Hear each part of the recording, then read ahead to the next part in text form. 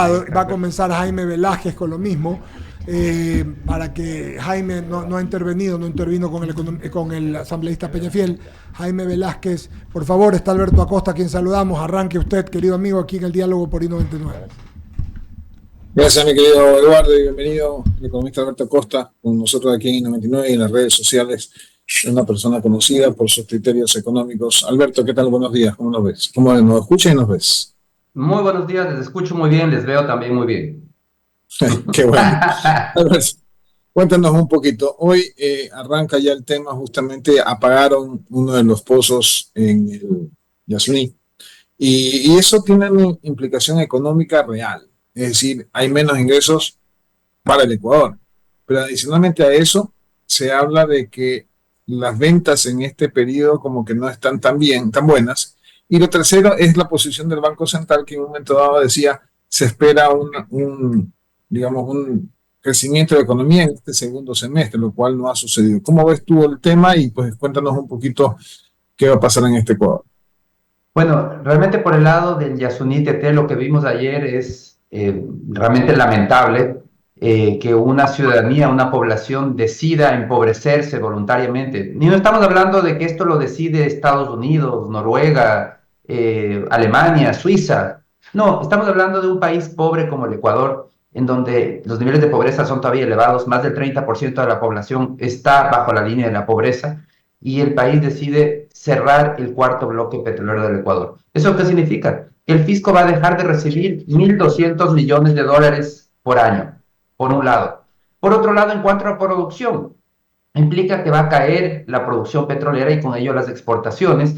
El Banco Central estima que el PIB va a crecer 2,9 puntos porcentuales menos en los próximos 4 años y que al mismo tiempo se van a destruir más de 30.000 empleos. Todos son estimados del Banco Central. Entonces, definitivamente estamos frente a una decisión equivocada, por donde se la mire, con un costo social gigantesco que los ciudadanos lo van a sentir. Y es lamentable porque el entorno ecuatoriano, como digo, no es bollante. No estamos en Suiza como para tomar estos lujos. Es un lujo que realmente no podía darse un país pobre como el Ecuador, en donde la situación del empleo de por sí ya es tan delicada, en donde las ventas estaban absolutamente debilitadas, como hemos visto en las estadísticas recientes, y a todo este entorno le ponemos la cereza sobre el pastel, pero es en esta ocasión cortesía de los mismos ecuatorianos, que es darle un palazo a la economía para que se destruyan aún más empleos y para que caiga la generación de riqueza en el país. Es simplemente un absurdo y una situación absolutamente lamentable.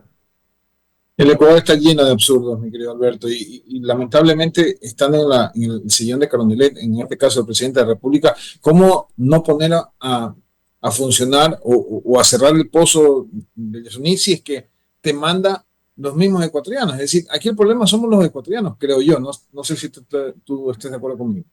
Definitivamente. O sea, aquí el problema es que el Ecuador, lamentablemente hay que decirlo, no tiene futuro. Es un país donde está garantizado el subdesarrollo. ¿Y por qué está garantizado el subdesarrollo? Porque existen creencias equivocadas que están muy arraigadas en la población. Entonces, los mismos ciudadanos eliminan oportunidades de bienestar. ¿Cómo lo hacen? Bloquean la inversión nacional y extranjera, le ponen trabas, ven mal al inversionista, dicen, este viene a llevarse nuestros recursos, mejor que no venga. Restringen los flujos de capitales. El mismo impuesto a la salida de divisas es un ejemplo, cómo el Ecuador se hace daño a sí mismo, cerrándose a los flujos de capitales cuando los capitales en abundancia están en el exterior. Tenemos que atraer esos capitales. ¿Y qué ha hecho el Ecuador? Lo contrario, impedir que ingresen los capitales. Se cierra la producción petrolera, el cuarto bloque petrolero del Ecuador, el bloque más nuevo del Ecuador, ese lo cerramos. Se oponen a la minería, es decir, todas las actividades que pueden generar bienestar, las medidas que pueden generar más inversión, más crecimiento, más producción, más empleo, son las que los mismos ecuatorianos con estas creencias equivocadas se oponen. Entonces, esto lamentablemente, coincido con tu apreciación, el gran enemigo del bienestar en el Ecuador somos los ecuatorianos, con esas creencias equivocadas que existen. Y para mejorar eso, mi querido Alberto, es educación, cambiar la mentalidad, pero para hacer eso pasarán generaciones. Mientras tanto, el Ecuador va a estar a la deriva porque las consecuencias de esas creencias o de esa falta de educación, nos lleva a un pozo sin fondo en la parte económica. Porque ¿cómo hacer para que esto se equilibre? Lamentablemente esto toma tiempo. Cambiar las creencias de la población no es de inmediato. Probablemente tome, como tú bien dices, son generaciones. Ojalá que las siguientes generaciones tengan un nivel de educación mejor, que puedan además, una educación mejor, me refiero en temas económicos, una mejor cultura económica, en donde seamos una sociedad que valora, que considera que es un valor emprender, que es un valor hacer dinero, que es un valor producir, generar riqueza, algo que no es en la actualidad para el Ecuador. En el Ecuador vemos con desconfianza. Si a alguien le va bien, enseguida pensamos, tiene que ser porque está robando, a quién está haciendo daño, está quitando a alguien. Y entonces terminamos por toda esa desconfianza, que es el corazón del sentimiento en el Ecuador, es la desconfianza, que es un problema muy grave. Terminamos bloqueando las posibilidades de salir adelante. Entonces, mientras no haya ese cambio cultural, tampoco va a haber un cambio económico. Yo cada vez estoy más convencido que aquí la única vía para salir del subdesarrollo viene de la mano de un cambio cultural, que tiene que darse con una educación económica que sea compatible con la generación de bienestar, con la inversión, con generación de empleo. Y eso va a tomar tiempo. Probablemente será ya una responsabilidad de futuras generaciones, tal vez la influencia de los migrantes que vean de primera mano cómo es la cultura en otros países desarrollados, que es hacia donde migran, y que obtengan esas enseñanzas que puedan después transmitirlas a sus familiares. Ojalá que de alguna manera sea así, porque en el corto plazo definitivamente esto no es posible. Las creencias son muy arraigadas y son creencias contrarias a la generación de bienestar. Me voy a persignar, Alberto, porque la verdad se ve oscuro el panorama. Le voy a dar paso a mis compañeros en cabina. No sé si es Andrea o Javier quien sigue la entrevista. Adelante, compañeros. Listos, acá estamos listos y es súper importante toda la información que acabamos de escuchar. Para mí, la pregunta de oro, y yo voy a hablar tal vez un poco más por mi generación, querido Alberto, buenos días, ¿cómo estás? Es el tema de los réditos petroleros y mineros. ¿Cómo podemos hacer para que esto realmente saque del subdesarrollo a un país como Ecuador? Hay que seguir ejemplos, yo creo que hay que aprovechar y aprender de los países que lo han hecho bien, porque en el Ecuador con mucha equivocación se dice, es que las materias primas es lo que nos mantiene en el subdesarrollo. Entonces la solución, la conclusión a la que llegan, absolutamente equivocada, es dejemos de producir materias primas. Bueno, díganle eso, por ejemplo, a Estados Unidos. El mayor productor de petróleo del mundo es de Estados Unidos. ¿Por qué Estados Unidos no deja de producir petróleo? ¿Por qué no cierra sus pozos petroleros? O díganlo a Noruega, el 10º productor petrolero del mundo. Estoy hablando de países con elevado nivel de desarrollo. Entonces, la pregunta aquí no es producir o no extraer recursos naturales. Esa no es la pregunta. La pregunta es cómo usamos esas rentas. Y esas rentas, yo creo que podemos aprender también de cómo lo hace Noruega, un ejemplo de cómo un país que tiene un sector petrolero tan fuerte, tan grande, ha podido generar unos fondos muy grandes para poder invertir en los ciudadanos. Utilizar las rentas petroleras para tener una educación del primer mundo, para tener una salud del primer mundo. Eso es invertir en el ciudadano, porque uno obtiene rentas de un sector extractivo, petróleo, la minería, pero esas rentas no pueden servir para gasto corriente. No es para que siga la fiesta fiscal. Esas rentas tienen que servir para invertir en el ciudadano, en las capacidades de los ciudadanos, para transformar el país, para que esté mejor capacitado para seguir saliendo del subdesarrollo. Entonces, la gran pregunta aquí es, ¿cómo usamos adecuadamente esas rentas? La pregunta equivocada es, dejemos de tener esas rentas porque las usan mal. Eso es un error. Es como decir, hay algunas personas que en las redes dicen, para que se roben esa plata, mejor que el petróleo esté bajo tierra. Entonces, con ese mismo argumento, para que me roben el auto, mejor no compro un auto, o para que me roben la casa, mejor no tengo una casa, mejor no tengo un celular, porque igual me pueden robar. Eso es la visión equivocada. Lo que tenemos que adoptar es preocuparnos de cómo se usan mejor los recursos que obtenemos de las rentas de la extracción de recursos naturales. Exactamente, totalmente de acuerdo contigo, Alberto, y creo que en este momento la tecnología tipo blockchain abre muchas puertas para poder hacer más o menos lo que se debió hacer con ese fondo amazónico, que se supone que de cada rédito del barril petrolero iba a ir al desarrollo de esta región, y pues vemos con pena que después de 50 años faltan escuelas y sobran clínicas de diálisis. Totalmente de acuerdo contigo que los réditos de los recursos naturales deben servir para sacarnos del subdesarrollo, enfocados tal vez... ¿Sí? Un tema adicional que mencionar justo esto, precisamente los recursos del petróleo deberían también ser invertidos en ir transformando nuestra matriz energética, en mejorar nuestra eficiencia en el uso de los recursos. Eso requiere de recursos. O sea, el decir que vamos a ser un país donde las energías renovables aumentan su peso, requiere de inversión. Entonces, para eso precisamente también se requiere. Entonces, desde una visión ambiental, también necesitamos de esas rentas para ir transformando, haciendo las inversiones para que, por ejemplo, el transporte público podría ser un transporte eléctrico, pero eso hay que invertir. Eso no es automático. Entonces, esos cambios que hay que ir dando, la construcción de infraestructura, electrolineras, estamos hablando ya en algunos países de los autos eléctricos, por ejemplo en China es una realidad, es muy importante, pero eso requiere de inversiones muy grandes. Entonces, hay que entender que necesitamos recursos para poder invertir en aquello que va a cambiar el país del futuro. El Ecuador con esta decisión, lamentablemente, con cerrar el Yasuní TT, una decisión absolutamente equivocada, porque está en peor condición para dar ese salto hacia, desde una perspectiva ambiental, hacia energías limpias, porque no tiene los recursos para invertir. Y Sí, por otro lado, no está tema... reduciendo su consumo de combustibles fósiles, no deja de emitir ni un solo gramo de carbono. Lo único que hace es, en lugar de producirlo, importar el combustible. No ha ayudado en nada a reducir las emisiones de carbono. Definitivamente el tema de la sostenibilidad es un tema que Ecuador tiene de largo por escribir. Yo tengo una pregunta, Alberto, que siempre tengo esta duda y la verdad es que he buscado las cifras oficiales y se hacen confusas. Yo quiero saber cuánto de la ganancia de las mineras se diluye en subsidiar el combustible fósil que utilizan para las operaciones. Entendemos que dentro de las grandes operaciones mineras la principal fuente de energía viene a ser el combustible de las grandes maquinarias, pero Ecuador subsidia estos combustibles fósiles. ¿Hay alguna manera que en estos contratos con las grandes mineras internacionales el precio que se cobre por esos combustibles sea el real? ¿Cómo se manejan esos contratos? A ver, lo que sucede aquí, esta información la tomo con pinzas porque lo que sucede es que en el Ecuador no existe un mercado energético. No existe. El precio lo fija de una manera muy oscura las autoridades energéticas. Es un precio absolutamente arbitrario y equivocado, porque es un precio que no varía en función de la oferta y la demanda. Lo normal debería ser que, dependiendo del horario, a las 7 de la noche, cuando todo el mundo está conectado, la energía debería ser más cara, precisamente para incentivar el ahorro. En el Ecuador la tarifa es plana, claro, tiene una diferencia en función de la cantidad consumida y se transforma en un impuesto. Tenemos el precio de la energía marginal más alto del mundo.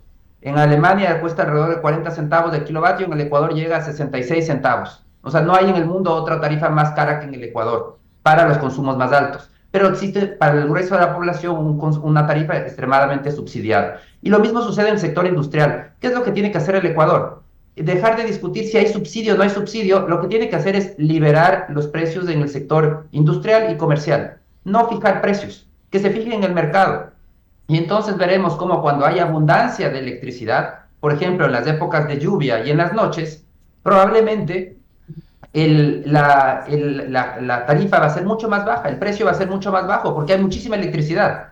Entonces, cuando hay abundancia de generación, no existe ese supuesto subsidio a las mineras, no existe, no hay tal, y vamos a ver cómo Alberto, el precio más que nada probablemente me refiero al tema de los combustibles, no al tema energético como tal. Recordemos que las operaciones mineras como tal lo que utilizan son maquinarias para remover, pues obviamente, o abrir del tema a cielo abierto.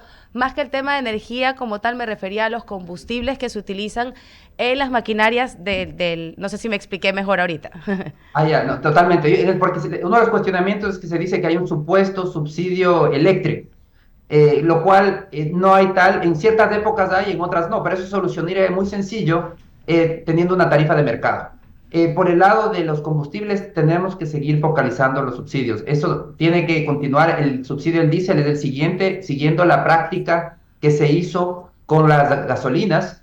Yo creo que ese mismo ejemplo hay que aplicarlo en el diésel. Un poco me confirmas entonces lo que yo venía suponiendo. No hay datos oficiales de cuánto el Ecuador pierde subsidiando el combustible fósil de las operaciones mineras.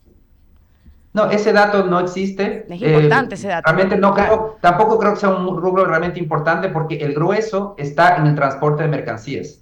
Ese es el gran subsidio porque la flota de transporte es muy grande, los camiones, las camionetas que usan diésel, ahí está el grueso del subsidio. Son alrededor de $1.500 millones al año que subsidia el Ecuador en diésel.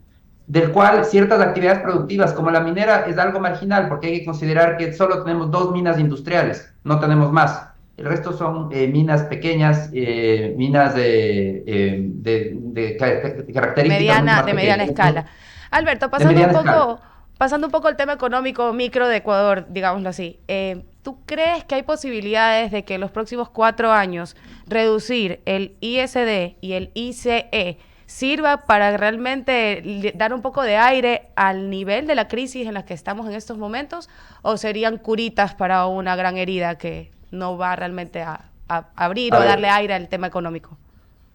El ISD tiene que ser eliminado. Ese tiene que ser un objetivo de política pública porque, por una característica. Para desarrollarnos necesitamos capitales.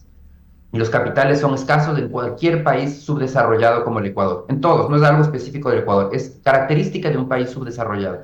En cambio, la característica de un país desarrollado es abundancia de capitales. Entonces, si queremos crecer más rápido, tenemos que atraer los capitales del mundo desarrollado hacia el país. Eso significa eliminar cualquier barrera que pueda existir al ingreso de capitales, porque el ISD es una barrera al ingreso de capitales. Es como decir, ¿sabe qué? Mi cine es gratis, me paga la salida. Así es. No es gratis su cine.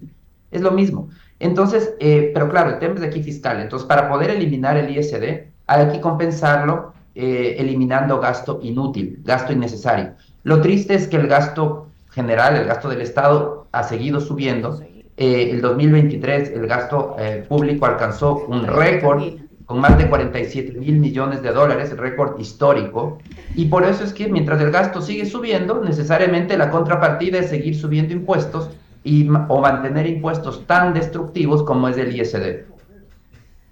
Exactamente, coincido contigo y creo que ya habíamos logrado disminuirlo, si mal no recuerdo, 2.5 en el anterior periodo, y luego pues tenemos este incremento a 5, ¿verdad? Está en estos momentos el ISD, lo cual obviamente hace que no tengamos un ingreso de capital.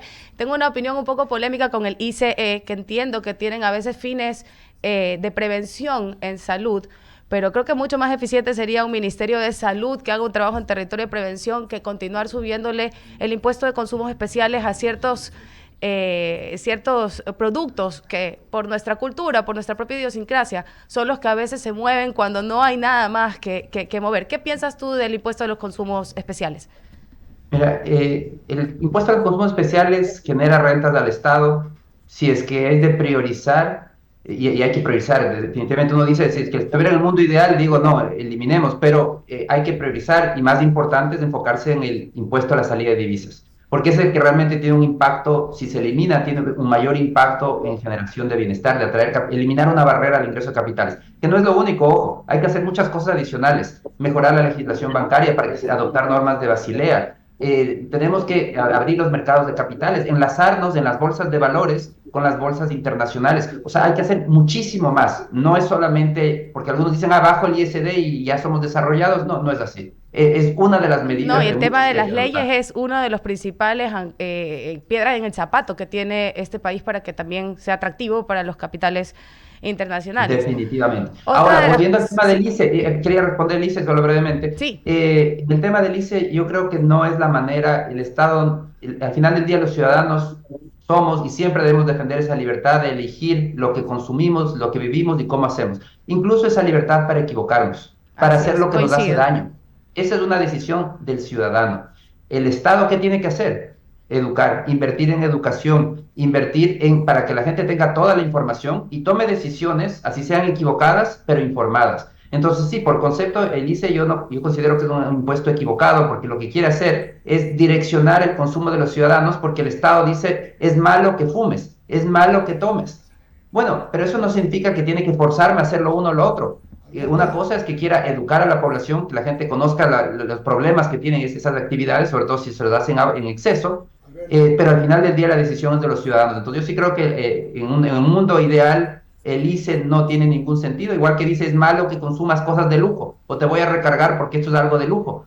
No tiene ningún sentido. Coincido ese tipo contigo. de direccionamientos del consumo. No significa, y más bien eso lo que sí tiene que haber es esa educación para que la población tome decisiones informadas. Libertad, totalmente de acuerdo. Solamente un criterio para pasarlo a Javier Segarra, Alberto. Más que una pregunta, un criterio. ¿Qué empresa internacional va a venir cuando tienes que distribuir de 15% de tus utilidades, cuando tienes que pagar, cuando salga la plata, que tú mismo traes 5% y tienes ICE, ¿quién va a venir? Pues perdón, cuando nuestros dos vecinos no tienen esa situación. Nada más, Javier Segarra, es solo un comentario. Gracias, Eduardo. Alberto, ¿cómo le va? Buenos días. Estaba viendo en su canal de WhatsApp esto que puso, que realmente es impresionante, con el primer pozo petrolero cerrado, que usted puso textualmente: el empobrecimiento comienza por decisión voluntaria de los votantes. Y créame que un criterio muy particular, créame que esa situación de esa consulta al país lo ha golpeado. Y tanto es así que en las cifras que usted pone, son 31.688 empleos perdidos, 1.300 millones de dólares en rentas fiscales al año y menos 2,9% en el Producto Interno Bruto en solo 4 años. Es un poco para que la gente, o usted lo explique, para que nuestros oyentes y televidentes sepan que realmente cuál es el golpe duro que significa cerrar este pozo, por ejemplo. Definitivamente esto hay que recordar, el costo de esta decisión es enorme. Estamos hablando que, y eso es un problema, porque muchos de los que proponen piensan que esto es un tema fiscal y que todo el problema se reduce a un tema fiscal, y por eso es que la solución que ellos dicen es, bueno, si ya no se recibe 1.200 millones o 1.300 millones de dólares al año, entonces subamos impuestos por esa misma cantidad y solucionado el problema. No es tan sencillo. El asunto es que el país está dejando de producir, dejando de generar riqueza, es decir, se produce un empobrecimiento, y eso significa que se van a destruir esos más de 30.000 empleos, que se van va a caer el PIB en los próximos 4 años en 2,9 puntos porcentuales, es decir, va a crecer menos de lo que hubiese crecido en 2,9 puntos porcentuales. Todo esto son estimados del Banco Central. Es decir, el país va a generar menos riqueza que lo que estaba generando antes. Y eso significa empobrecimiento. Y aquí hay que estar muy claros. ¿Quién se va a empobrecer? No son los trabajadores petroleros, porque la actividad petrolera genera muy poco empleo directo. Es una actividad intensiva en capital. El empobrecimiento va a ser por el lado del resto de sectores productivos, de las ciudades, a donde fluyen las rentas del petróleo. La gente muy equivocadamente dice es que yo no veo la renta del petróleo. No se dan cuenta que lo único que tienen que hacer para ver las rentas del petróleo es sacar la cabeza por la ventana. Cuando ven una calle, cuando ven un alumbrado público, cuando prenden la luz en la casa, por todo ese lado, de todo eso ha venido y está compuesto por rentas del petróleo. Basta recordar lo que era el país antes del petróleo. No hay que ir muy lejos, hay un censo de 1950, en donde antes del petróleo, la mayoría de la población ecuatoriana, en este censo salía, la mayoría de la población caminaba descalza. Muchos dormían en el suelo. Para que vean el cambio que ha tenido el país, que sí, hay mucha pobreza todavía el 30% es pobre, pero ya la transformación que ha permitido el petróleo es notable. Claro, las nuevas generaciones no vivieron en los años 50, no saben lo que era el país de los años 50, y por eso es que piensan que siempre vivimos así como estamos ahora. No, el país se transformó de una aldea, que es lo que era, a un país con ciudades, se urbanizó gracias a las rentas del petróleo. Es decir, todo lo que vemos alrededor nuestro, las ciudades, quien vive en una ciudad, lo que está viendo alrededor es petróleo. Ahora, ¿qué hacemos o qué se tiene que hacer para tapar ese bache económico, para cubrir ese hueco económico? Aquí el desafío es, y por eso yo creo que el gobierno está haciendo lo adecuado, es demorar ese cierre lo más posible para, en paralelo, abrir la puerta a la inversión privada en petróleo.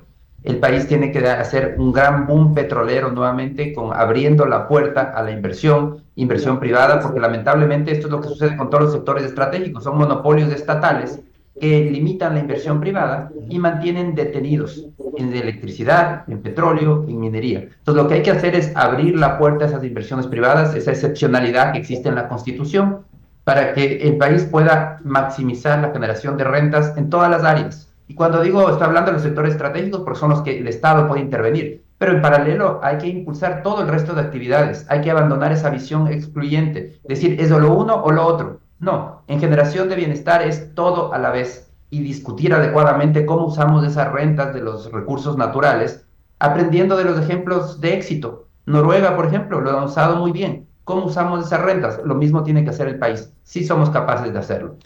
Economista, agradecerle por haber estado con nosotros esta mañana a través de la plataforma I99. Gracias, que tenga un buen día. Muchísimas gracias, siempre es un gusto. Gracias, el economista Alberto Acosta Burneo. Sí, señor, y pagamos corte, y cuando regresemos vamos a tener un querido amigo, va a estar con nosotros, acá y vamos a comentar algo bien grato. Inmediatamente regresemos. Vamos a corte, venimos.